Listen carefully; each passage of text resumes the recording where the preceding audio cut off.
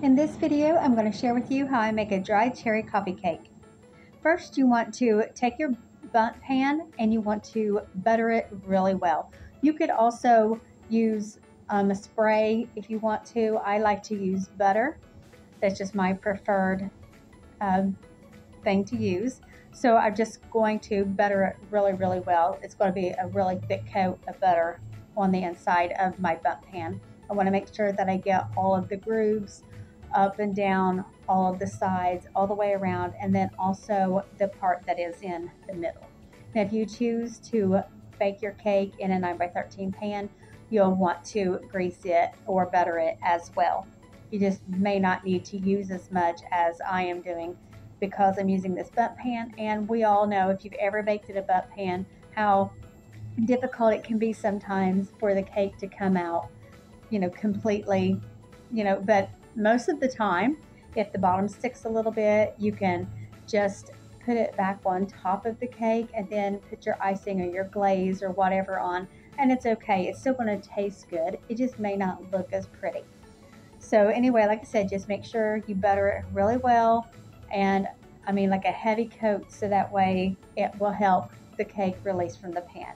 Now I'm just going to set that to the side, and then into my mixing bowl I am going to put 1 egg and half of a cup of applesauce. Now my applesauce is unsweetened, but you use whatever you like. You could even use applesauce that has cinnamon in it. I am going to be adding cinnamon to this recipe, but if you don't want the cinnamon, you don't need to do that.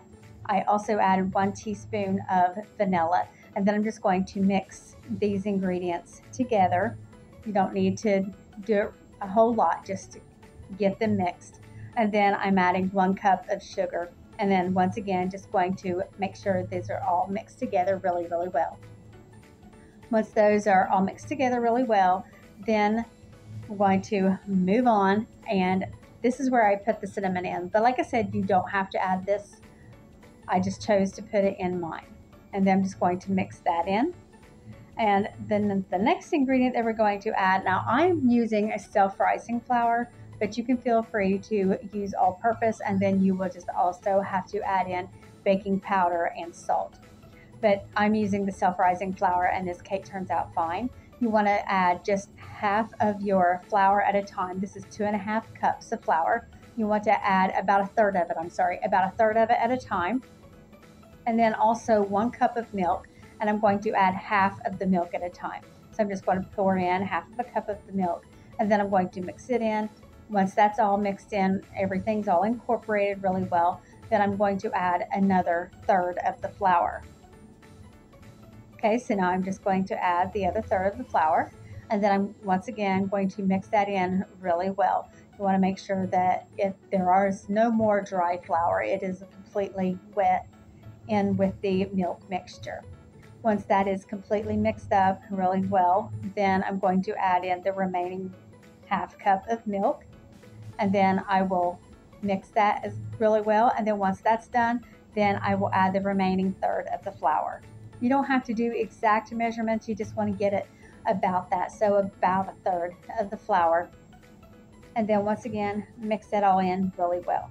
Now I lost some footage, I have no idea what happened, but you're also going to add 1 cup of dried fruit and or nuts. That means you can add whatever kind of dried fruit you want. I am using dried cherries, but if you also wanted to add nuts, you need your fruit and your nuts total to equal 1 cup.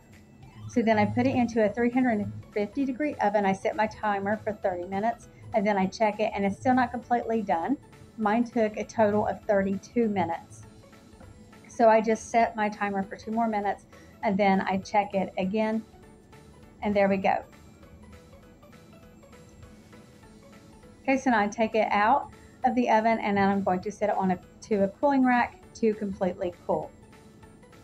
Now that my cake's cool, I'm going to make a glaze to put on top, and I have about a half a cup of powdered sugar here, and then I'm just adding milk a teaspoon at a time. You could also use water. I just think it tastes better with the milk, so I'm just adding a teaspoon of milk at a time until I get the glaze to be in the consistency that I want it to be. So once I get that all done, and I think I added about 3 teaspoons to this half cup of powdered sugar. I'm just using a spoon to stir it with. I'm using the spoon that I'm going to be drizzling it onto my cake with. I can't hardly wait for you to see how this comes out of the pan. Let me not ruin it. Okay, but anyway, just keep stirring till you get it the way you want. Okay, then I'm just going to put my cooling rack on top and flip it over, and this sucker slides right out of there. I didn't even have to do any banging. It came straight out. And then I'm going to put a plate on the bottom and flip it back over, so now it is right side up. And then I'm just going to take my glaze and I'm going to put it on the top. You could also, if you wanted to, with the dried cherries, you could add some of those to the top, or regular cherries, whatever you wanted to do. I just chose to do it just simple and plain like this. This is how my family likes it, so this is what I'm doing.